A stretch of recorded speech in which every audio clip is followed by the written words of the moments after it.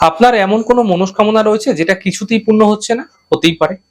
আমি আপনাদের একটা উপায় বলবো, ভীষণ ভালো উপায়, করে দেখবেন, ভীষণ ভালো ফলাফল পাবেন। কি করবেন জানেন?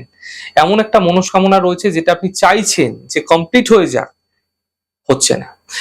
একটা বট গাছের পাতা নেবেন, তার উপর লাল চন্দন দ্বারা নিজের মনস্কামনা ছোট করে লিখে প্রবাহমান জলে রোববার দিনকে ভাসিয়ে দিন। প্রবাহমান জলে ভাসাতে হবে, শুভ সময় দেখে ভাসাতে হবে। 6টা রবিবার পর পর এই প্রক্রিয়া করতে হবে আপনাকে। লিখে দেখুন, পড়ে দেখুন। আমি আপনাদের নিশ্চিতভাবে বলছি, লিখুন আপনারা বটবৃক্ষের পাতার মধ্যে রক্তচন্দন দ্বারা, এবং তারপরে এই প্রক্রিয়া করুন। আপনারা জেনে রাখুন যে আপনার যে মনস্কামনা সেটা অবশ্যই পূর্ণ হবে। এমন কোনো মনস্কামনা রাখবেন না যে আপনি টাটা বিল্লা হয়ে যাবেন, এরকম বিষয় নয়। যা প্র্যাকটিক্যাল, যা বাস্তবিক, যা লজিক্যাল, এরকম ধরনের মনস্কামনা আপনার ক্ষেত্রে অবশ্যই পূর্ণ হবে। মনস্কামনা যেন আপনার আয়তার মধ্যে থাকে। বারবার যে মনস্কামনা আটকে যাচ্ছে, বাধা আসছে, সেক্ষেত্রে এই প্রক্রিয়া কিন্তু ভীষণ কার্যকারী হবে। অন্য কোনো বাছবিচার নেই।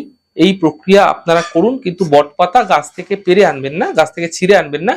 গাছের নিচ থেকে আপনারা কুড়িয়ে কাঁচা পাতা দেখে নিয়ে আসবেন, সেই পাতা দ্বারা প্রক্রিয়া করবেন। ফলাফল আপনাদের ক্ষেত্রে নিশ্চিত মিলতে দেখতে পাবেন।